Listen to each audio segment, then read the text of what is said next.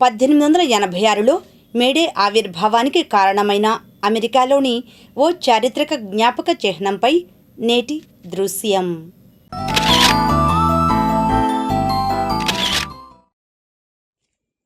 ఈ శిల్పం చికాగోలోని Haymarket memorial. ఇది అమెరికాలోని ఇల్లినాయిస్లోని 175 నార్త్ డిస్ప్లయన్స్ స్ట్రీట్లో ఉంది. సెప్టెంబరు 2004లో అంకితం చేయబడిన ఈ స్మారక చిహ్నం 1886 మే 4న జరిగిన కార్మిక ప్రదర్శనలో ప్రసంగికుల బండి నిలిచిన ఖచ్చితమైన ప్రదేశాన్ని సూచిస్తుంది. ఈ సంఘటననే హేమార్కెట్ అఫైర్ అని పిలుస్తారు. 8 గంటల పనిదినం కోసం శాంతియుత నిరసనగా ప్రారంభమైన ఈ ప్రదర్శన పోలీసులు జనాన్ని చెదరగొట్టే ప్రయత్నంలో బాంబు విసరడంతో విషాదంగా మారింది.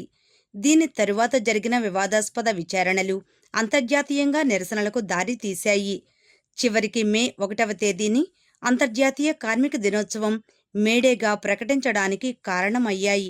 ఈ శిల్పాన్ని చికాగోకు చెందిన కళాకారిణి మేరీ బ్రోగర్ రూపొందించారు.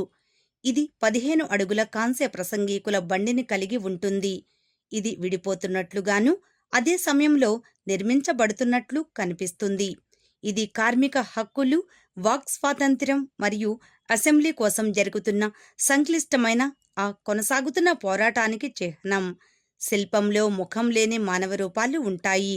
ఇవి కార్మికులు, వ్యాపారస్తులు మరియు పోలీసులతో సహా వివిధ వర్గాల దృక్పథాలను సూచిస్తాయి. స్మారక చిహ్నం యొక్క పునాది వద్ద ప్రపంచవ్యాప్తంగా ఉన్న కార్మిక సంఘాలు అందించిన అనేక ఫలకాలు ఉన్నాయి. ఇవి వివిధ కార్మిక ఉద్యమాలను మరియు వారి పోరాటాలను గౌరవిస్తాయి.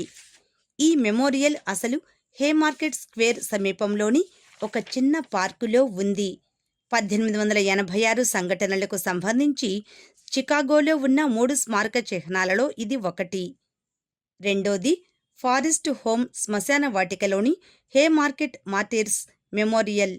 ఇంకా చికాగో పోలీస్ హెడ్ క్వార్టర్స్లో ఉన్న ఒక పోలీసు విగ్రహంగా చరిత్రలో నిలిచి ఉన్నాయి.